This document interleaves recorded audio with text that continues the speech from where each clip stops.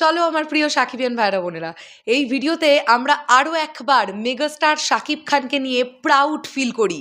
আমরা আরও একবার বলি যে হ্যাঁ, আমরা এই মানুষটার ভক্ত। আমি এখন একটা পোস্ট পড়ব। এই পোস্টটা পড়ার আগেই বলতে চাই, thanks to Toofan team. Definitely প্রডিউসার্সদের অনেক অনেক অনেক ধন্যবাদ এইভাবে পুরো ব্যাপারটাকে ভাবার জন্য।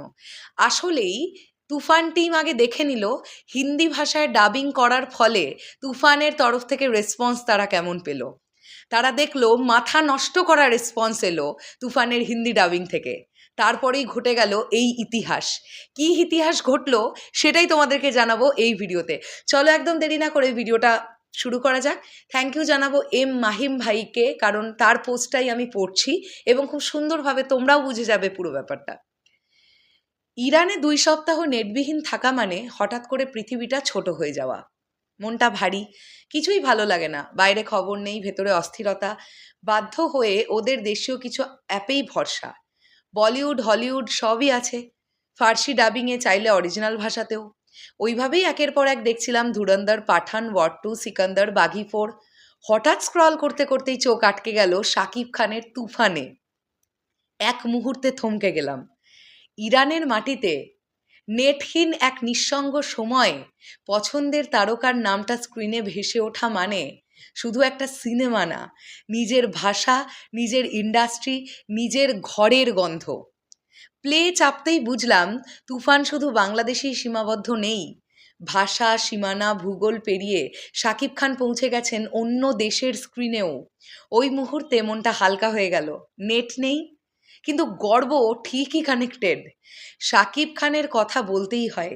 তিনি এখন আর কেবল বাংলাদেশের সুপারস্টার নন, তিনি এখন এক ধরনের রিজিওনাল প্রেজেন্স।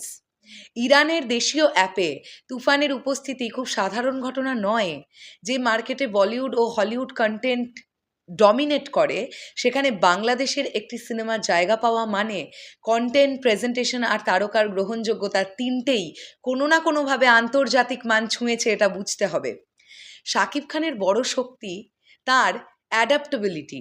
একসময় তিনি ছিলেন ট্র্যাডিশনাল মাস হিরো, আজ তিনি নিজেকে ঢেলে সাজাচ্ছেন আধুনিক অ্যাকশন, ডার্ক টোন, রাফ ক্যারেক্টারে। তুফান, তাণ্ডব, বরবাদ এই ছবিগুলো প্রমাণ করে তিনি সময়কে ফলো করছেন না, সময়কে ধরে ফেলেছেন। তাই ট্রানজিশন খুব কম তারকাই সফলভাবে করতে পারেন এইভাবে। তো এটা একটা দারুণ ব্যাপার, তোমরা ফিল করতে পারছো এটা বাংলা সিনেমার জন্য কতটা প্রাউড ফিল করার মতন একটা বিষয়। সাকিবিয়ানদের কতটা প্রাউড ফিল হচ্ছে কমেন্ট সেকশনে জানাও যে মেগাস্টার শাকিব খানের ছবি, মেগাস্টার শাকিব খান এখন ইরানের মাটি কাঁপাচ্ছেন। ভাবো, বাংলা ছবি গোটা বিশ্ব জুড়ে দাপিয়ে বেড়াচ্ছে। ইয়েস, আরও এই জায়গাটা আরও প্রসারিত হবে, আরও সময় লাগবে, ধীরে ধীরে সবটা হবে, আরও বড় আকৃতিতে হবে। Just wait and watch. শেষ করলাম ভিডিওটা, আসছে আবার খুব শিগগিরই। তাহলে এখনের জন্যে টাটা।